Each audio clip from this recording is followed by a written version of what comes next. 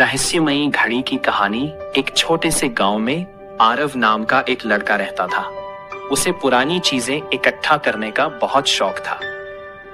एक दिन उसे अपने दादा के पुराने संदूक में एक अजीब सी घड़ी मिली। वो घड़ी बाकी घड़ियों जैसी नहीं थी। उसमें सिर्फ 12 नंबर नहीं थे, बल्कि कुछ अजीब निशान बने हुए थे। जैसे ही आरव ने उस घड़ी को पहना, कुछ अजीब हुआ। समय रुक गया। सब लोग वहीं के वहीं रुक गए। पक्षी हवा में, पानी बहते बहते सब कुछ ठहर गया। आरव डर गया, लेकिन फिर उसने देखा कि वो अकेला ही चल सकता है। वो घड़ी के बटन को घुमाता है और अचानक वो भूतकाल पास्ट में पहुंच जाता है। वो अपने दादा को जवान रूप में देखता है। फिर जैसे ही वो दूसरा बटन दबाता है, वो भविष्य फ्यूचर में पहुंच जाता है, जहां गांव पूरी तरह बदल चुका था।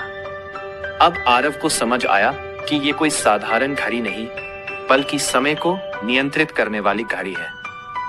लेकिन एक दिन उसने गलती से एक ऐसा बटन दबा दिया जो पहले कभी नहीं देखा था। चारों तरफ अंधेरा छा गया। एक आवाज आई, अगर समय से खेलोगे तो समय तुम्हारे साथ खेलेगा। अब आरव फंस चुका था। ना वो पास्ट में जा पा रहा था, ना भविष्य में। वो एक ऐसी जगह में था जहां समय चलता ही नहीं था। ट्विस्ट, वो घड़ी असल में एक परीक्षा थी। जो भी उसे इस्तेमाल करता, उसे समय की कीमत समझनी पड़ती।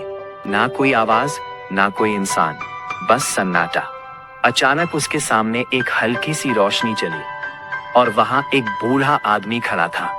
उसने कहा, तुमने समय के नियम तोड़े हैं, अब तुम्हें इसकी सजा समझनी होगी। आरव घबरा गया। मुझे यहाँ से बाहर जाना है, प्लीज। बूढ़ा आदमी मुस्कुराया। बाहर निकलने का एक ही तरीका है, तुम्हें अपने जीवन का सबसे कीमती पल चुनना होगा। आरव सोच में पड़ गया। उसे याद आए बचपन में माँ के साथ बिताए पल, याती, दोस्तों के साथ खेलना, अपने दादा की कहानियां, मुने।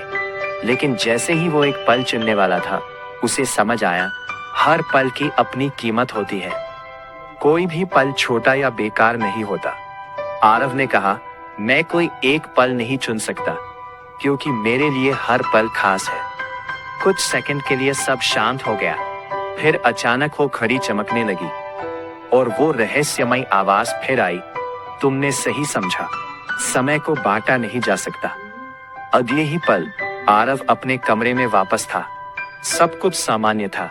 घड़ी दीवार पर चल रही थी, बाहर लोग घूम रहे थे, लेकिन इस बार कुछ अलग था। की कलाई पर वो रहस्यमय घड़ी नहीं थी, सिर्फ एक छोटा सा निशान था और उसके नीचे लिखा था, time is the most powerful magic. Ending twist. अब आरव के पास वो घड़ी नहीं थी, लेकिन उसने समय की असली ताकत सीख ली थी। ऐसी ही शानदार और दिलचस्प कहानियां देखने के लिए हमें सब्सक्राइब करें और कमेंट में बताएं आपको ये स्टोरी कैसी लगी।